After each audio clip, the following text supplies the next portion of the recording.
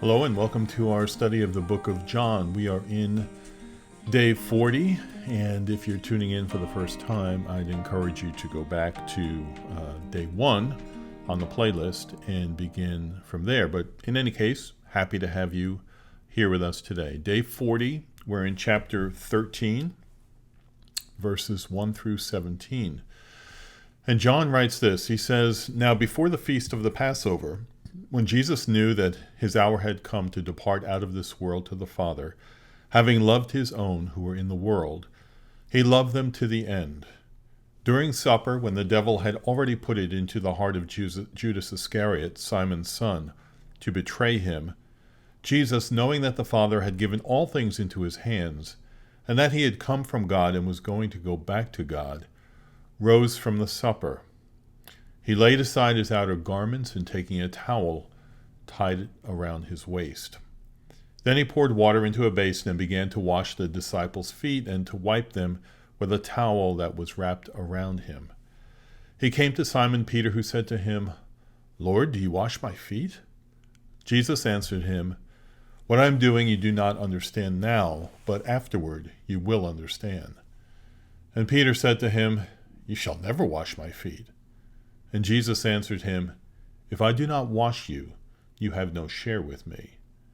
Simon Peter said to him, 'Lord, not my feet only, but also my hands and my head.' And Jesus said to him, 'The one who has bathed does not need to wash, except for his feet, but is completely clean. And you are clean, but not every one of you.' For he knew who was to betray him. That is why he said, 'Not all of you are clean.'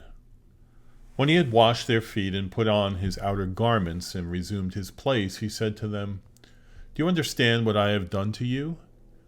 You call me teacher and Lord, and so you are right, for so I am. If then your Lord and teacher have washed your feet, you also ought to wash one another's feet. For I have given you an example, that you should also do just as I have done to you. Truly, truly, I say to you, a servant is not greater than his master, nor is a messenger greater than the one who sent him. If you know these things, blessed are you if you do them.'" So we're now entering into the last hours of Jesus' life and time that he will spend here with the disciples. However, he's not done speaking words that will be important to his disciples both then and now. At some point, possibly the end of the time their supper together, Jesus gets up, strips down to a loincloth, and goes about washing the feet of the disciples. Now we may hear that and shrink back a bit because we think about the possibility of smelly, filthy feet, especially for people who were walking around in sandals in an arid climate.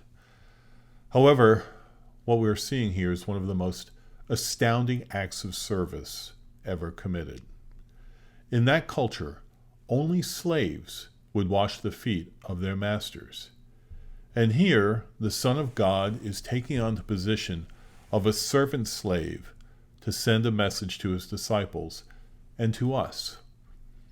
Of course, Peter, who has been shown to put his foot in his mouth elsewhere in other books of the Bible, is appalled by what is happening. It is completely blowing his mind because he has some understanding that Jesus is the God-man. But now Jesus is putting himself in the position of a slave. Once again, we have this contrast between the warrior-type Messiah that the Jewish people were looking for and the servant king that the Bible describes the Messiah to be. It's a shocking moment.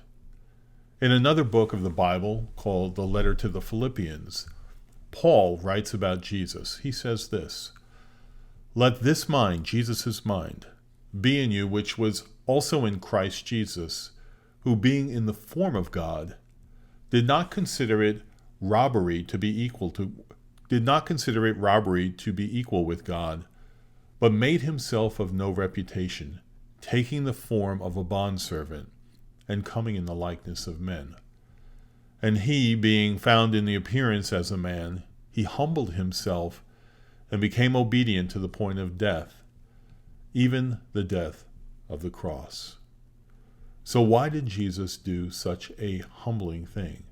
He did it as an example to them and to us. In essence, he's saying, if God is willing to show his care and concern for human beings to the point of having his son be humiliated, even to the point of dying yet to come, then you should be willing to do the same.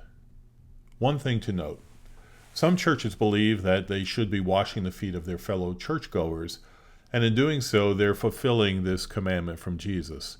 But this completely misses the point. It is not about washing dirty feet, but it is about being humble and willing to serve others rather than yourself. The other thing of importance in Jesus' teaching here is this idea of cleansing. Again, he's not talking about washing dirt off the skin of people. He's talking about a cleansing of the soul. In other words, when a person decides to believe in Jesus, his person, who he is, and his teachings, he is born again, as we learned back in chapter 3 when Jesus was talking to Nicodemus, and his sins are forgiven.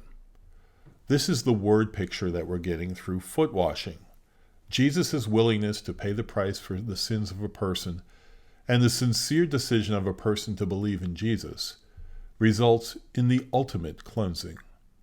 Jesus tells Peter that he doesn't understand in the moment, but he will later.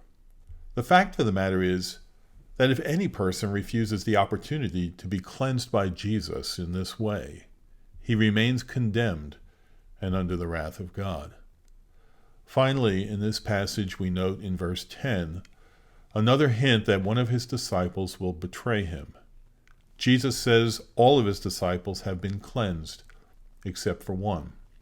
And we will hear more about this in the rest of this chapter. So let's wrap it up. Believing in Jesus is not about getting into a special group of people that have a special status in the culture. In one sense, it is incredible to be part of a group that has their sins forgiven and are now part of God's family. But that family is not a group of people who are all about themselves. Believing in Jesus means that you are submitting to his teaching, which includes loving people like Jesus loved these disciples, and a willingness to put yourself in the position of a servant.